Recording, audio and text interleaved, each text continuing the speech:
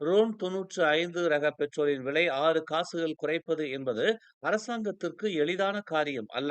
நாட்டிற்கான நிதி தாக்கங்களையும் கணக்கில் எடுத்துக் கொள்ள வேண்டும் என்று பிரதமர் டதஸ்ரீ அன்வார் இப்ராஹிம் தெரிவித்துள்ளார்.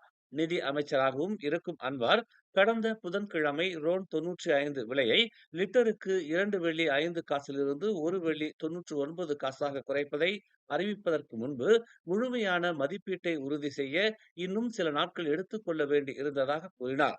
தாய்லாந்து மற்றும் சிங்கப்பூர் போன்ற நாடுகள் தங்களின் விலைகளை முன்பே மாற்றி அமைத்திருக்கலாம். ஆனால் நம்முடையது இன்னும் குறைவாகவே உள்ளது.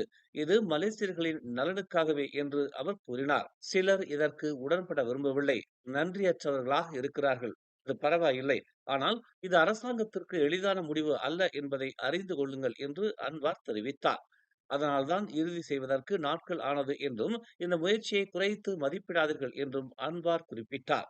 சிலர் இது வெறும் 6 காசுகள் வித்தியாசம்தான் என்று கூறுகிறார்கள். ஆனால் அவர்கள் முழு விளக்கத்தையும் கேட்கவில்லை என்று அவர் நேற்று டத்தாரான் டாருல் அமானில் நடைபெற்ற 2025 தேசிய போதைப்பொருள் எதிர்ப்பு தின கொண்டாட்டத்தில் இதனை கூறினார். வெளிநாட்டினருக்கு எரிபொருள் மானியங்களை வழங்குவதில்லை என்ற அரசாங்கத்தின் முடிவு குறித்த விமர்சனங்களையும் அன்வார் எடுத்துரைத்தார். அத்தகைய ஆதரவு மலேசியர்களுக்கு மட்டுமே என்று மீண்டும் அவர் வலியுறுத்தினார். ஏனெனில் வெளிநாட்டினர் அரசாங்கத்திற்கு வரி செலுத்துவதில்லை என்று அவர் சுட்டிக்காட்டினார். உலகின் எந்த பகுதியில் வெளிநாட்டினர் குடிமக்களைப் போலவே நடத்தப்படுகிறார்கள் என்பது தமக்கு புரியவில்லை என்று அவர் கடிந்து கொண்டார். மேலும் விமர்சனங்களை எதிர்கொண்டு 18 வயது மற்றும் அதற்கு மேற்பட்ட அனைத்து மலேசியர்களுக்கும் சாரா திட்டத்தின் கீழ் ஒருமுறை வழங்கப்படும் 100 ரிங்கிட் ரொக்க உதவியையும் அன்வார் ஆதரித்து பேசினார். இந்த 100 ரிங்கிட் உதவி 13 பில்லியனில் இருந்து 15 பில்லியனாக அதிகரித்த அரசாங்க ஒதுக்கீட்டிலிருந்து வருகிறது என்று அவர் விளக்கினார்.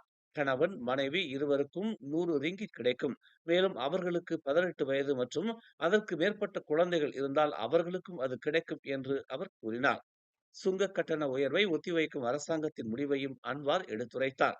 இந்த நடவடிக்கை மத்திய பட்ஜெட்டுக்கு 500 மில்லியன் வரை நிதி செலவை ஏற்படுத்துகிறது என்பதை ஒப்புக்கொண்டார்.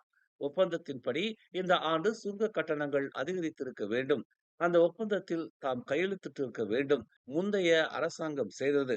நாம் சுங்க கட்டணத்தை உயர்த்தவில்லை என்றால் அரசாங்கம் சலுகையாளர்களுக்கு இழப்பீடு வழங்க வேண்டும்.